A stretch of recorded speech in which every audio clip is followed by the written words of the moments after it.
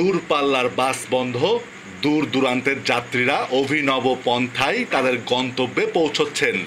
জীবনের ঝুঁকি নিয়ে ফিরছে মানুষ কর্মস্থলে, গুনতে হচ্ছে 3 থেকে 4 গুণ বেশি ভাড়া।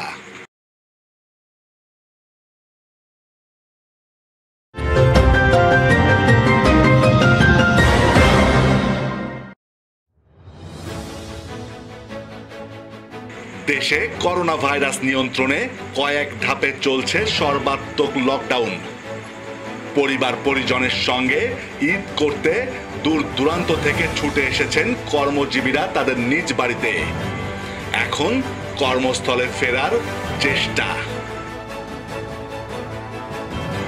কিন্তু সর্বাত্মক লকডাউনে চলছে না দূরপাল্লার বাস।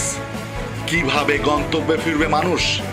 এতে বিপাকে পড়েছেন দেশের বিভিন্ন স্থানে কর্মস্থলমুখী মানুষরা। সিলেট যাব, কিন্তু 2 ঘন্টা ধরে দাঁড়িয়ে আছি, কোনো গাড়ি নেই। বাধ্য হয়ে মাইক্রোতে যাচ্ছি, ভাড়া বেশি লাগতেছে, টাইম বেশি লাগতেছে, অনেক জঞ্জাল ঝামেলা। আগে একদম মাধবপুর হবিগঞ্জ পর্যন্ত যেতাম মাত্র 1000 টাকা দিয়ে, এখন আমার ঢাকা পর্যন্ত যেতে হচ্ছে মাইক্রোতে 1500 টাকা দিয়ে। আমার চাওয়া যেন সব কিছু যেহেতু খোলা, বাসটাও যেন স্বাস্থ্যবিধি মেনে চলে যায়। প্রচুর পরিমাণে ভোগান্তি হচ্ছে। আমি ঢাকায় যাবো, এখন মানে বাস পাচ্ছি না, তারপর কেটে কেটে দিতে হচ্ছে, অনেক ভাড়া বেশি। স্বাস্থ্যবিধি মেনে যদি গাড়ি চলাচল করার সুবিধা করে দেয়, তাহলে আমাদের পক্ষে মানে যাতায়াত করার সুবিধা।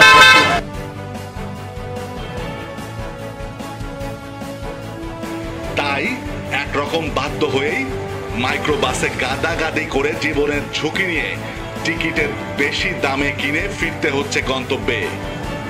ঝিনাইদহের কালীগঞ্জ মেইন বাস স্ট্যান্ড।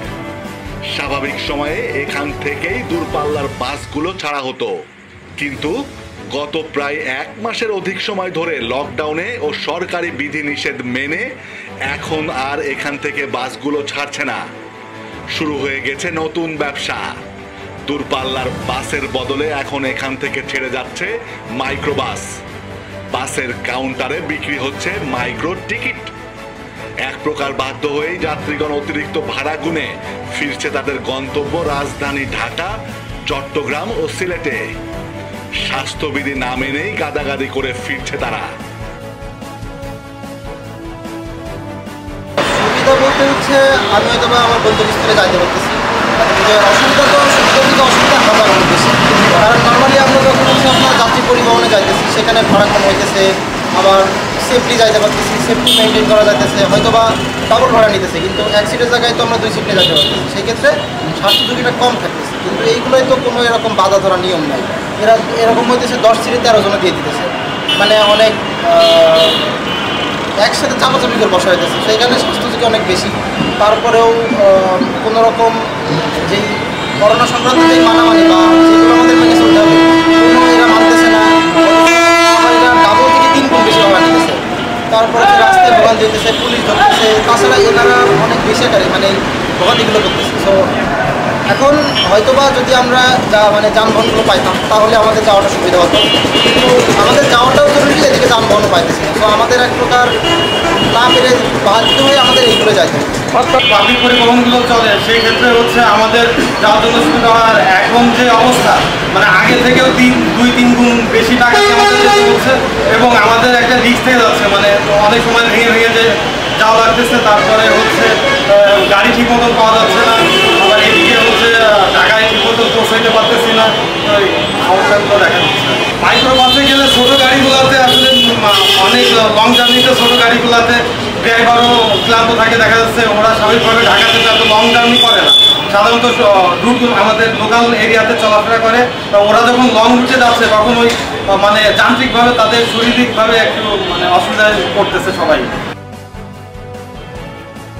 10 সিটের মাইক্রোবাসে টিকিট জনপ্রতি নেওয়া হচ্ছে 1500 টাকা, আর 18 সিটের হাইয়েস্ট মাইক্রোবাসগুলোতে টিকিটের দাম নেওয়া হচ্ছে প্রতি সিট 1300 টাকা করে।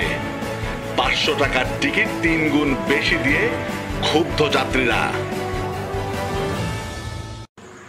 অন্যদিকে টিকিট কাউন্টারে বসা শ্রমিক নেতৃবৃন্দরা জানালেন, কোনো আয় উপার্জন নেই তাদের গত 1 মাস ধরে। দূরপাল্লার গাড়ি বন্ধ থাকায় এখন এ ব্যবস্থায় তাদের সংসার চলছে, রুজি রুটি এখান থেকেই হচ্ছে। আমাদের পরিবহনগুলো বন্ধ, আমাদের তো কেউ খোঁজখবর রাখে না, আর আমরা তো যাবো কইটা, কার কাছে যাবো? যাওয়ার তো কোনো উপায় নেই। এই মাঝে একবার শুনলাম যে 2500 টাকা দেবে সরকার, মোবাইল নাম্বার সবই দিলাম, আজ পর্যন্ত আসেনি, আশায় আছে, বলে মেসেজ আসবে, মেসেজের আশায় আছে, মেসেজ কবে আসবে? পরিবহন বন্ধ থাকায় আমরা 1 মাসের উপরে বসে আমাদের সংসার চালানোই দুষ্কার। আমাদের দেখার কেউ নাই, শ্রমিক ইউনিয়নেরটাও দেখে না, মালিক সমিতির অফিস থেকেও দেখে না, আমাদের কেউ কোনো খোঁজ খবর নেই। আমরা বাধ্য হয়ে এখন মাইক্রো স্ট্যান্ডের সাথে কথা বলে আমরা মাইক্রো ছেড়ে কম বেশ চলছি সবাই মিলে। দিনে প্রথম ঈদের 2-3 দিন 6টা-7টা করে যাচ্ছিল, এখন গাড়ি কমে গেছে, আবার যাত্রী কমে গেছে, এখন 3টা-4টা এরকম করে যাচ্ছে। প্রায় এসি দিয়ে 1500, নন এসি 1200-1300 এরকম। লোক আমরা তো কিছুই পাই না ভাই, আগের লকডাউনে কিছু পাই না, এবারও পাইনি, মাঠে যে মন বেঁচে খাইতে আছে, তাছাড়া আর কিছু করার নেই। আমাদের তো গাড়ি ঘোড়া সাইডে দিলে হয়, কিছু গরিব মানুষ আমরা সেভাবে আমাদের চলতে হবে।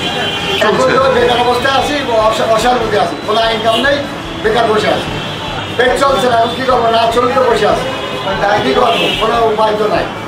আমি চাই তো খেয়ে পরে বাসার মধ্যে গাড়ি ঘোড়া বন্ধ চালু হোক।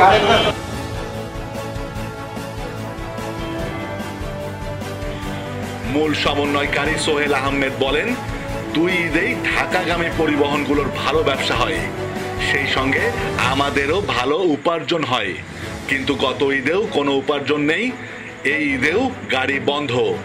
পরিবার পরিজন নিয়ে খুব কষ্টে ঈদ কাটেছে আমাদের, উপায় না পেয়ে মাইক্রোবাসের টিকিট বিক্রি করছি। 2020 থেকে 2021 সাল পর্যন্ত এর ভিতরে আমাদের পরিবহন ব্যবসা সম্পূর্ণই ধস। কারণ এই করোনা ভাইরাসের জন্য আগে পরিবহন বন্ধ, আর চলতে পারছি। এই যে 2টো ঈদ গেল, এটা পাইছি কিনা কিনা টাকা দিয়ে। আর আমাদের এই যে শ্রমিক ইউনিয়ন আছে, মালিক সমিতি আছে, এনারা তো আমাদের কোনো খোঁজই নেয় না। আর আমরা সরকার পক্ষ থেকে পর্যন্ত আমরা কোনো খোঁজ পাই। এই 22 বছর চালানোর জন্য আমরা বাধ্য হয়ে মাইক্রো ভাড়া কিনে নিয়ে এসে যাত্রীদের সেবা হচ্ছে, আমাদের উপরে টাকা পয়সা, এর ভিতরেও আমাদের ছিল।